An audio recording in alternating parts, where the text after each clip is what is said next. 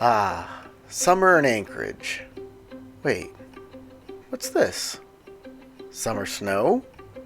A puff of smoke made solid. You might think that these come from dandelions, but this is something altogether different. This is the fluff of a cottonwood tree. That begs the question, what is a cottonwood tree? Actually, what we think of cottonwoods are three different kinds of trees: the balsam poplar, black cottonwood, and quaking aspen. And you can find these trees all over the city.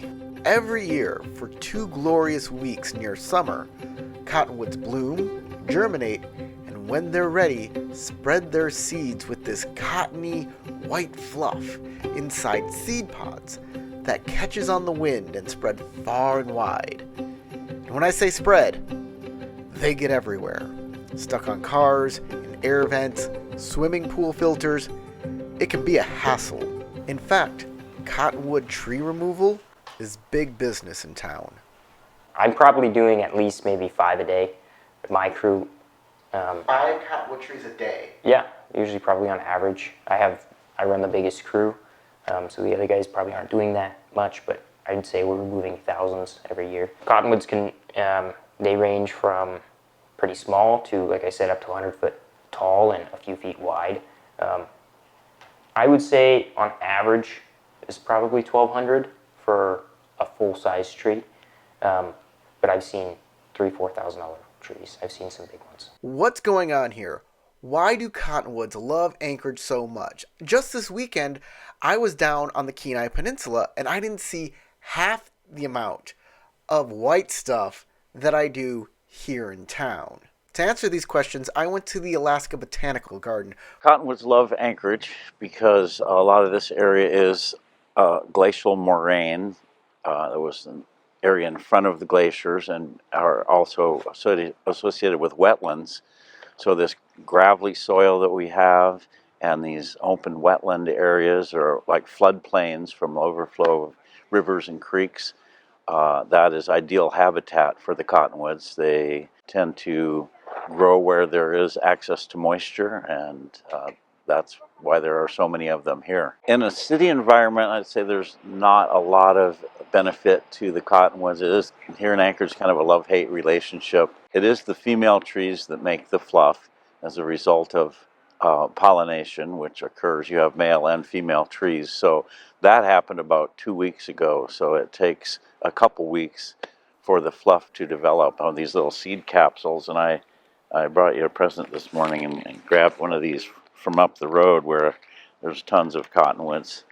So the little kind of hanging down part have little capsules that open up and then all the fluff comes out. So that's about a 2 week period that we're going to endure these guys. You really probably don't want one in your yard because it's a fast growing tree. The branches can develop a little more weakly, and maybe you see underneath the cottonwoods the branches have fallen off and those capsules are piling up. The tree also tends to age and become a little hollow, so it can be a danger tree actually. It seems like there's nothing but hate for these cottonwoods, but there's actually some real benefits to them. In the forest, that's actually a pretty impressive tree. They can be of quite a big girth, bigger than you can hug, and the bark big and gnarly, and heads taller than the birch and spruce forest. So you can spot them throughout Anchorage, especially in the winter when you're driving around and kind of enjoying the sights of winter. You can always see that cottonwood because it's almost half again as big as the rest of the forest. So they have actually a pretty pleasing shape, I think, too. Something in nature, part of it is they're a little bit resistant or adaptable to moose browse, who are the bane of your apple trees and your mountain ash trees that you paid money for at a nursery and planted.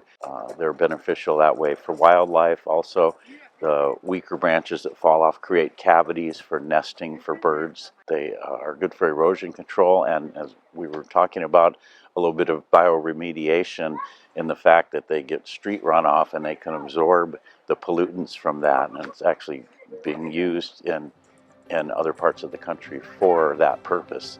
Thanks to Jonah Gage of Gage Tree Services and Patrick Ryan of the Alaska Botanical Garden for their insights on cottonwoods.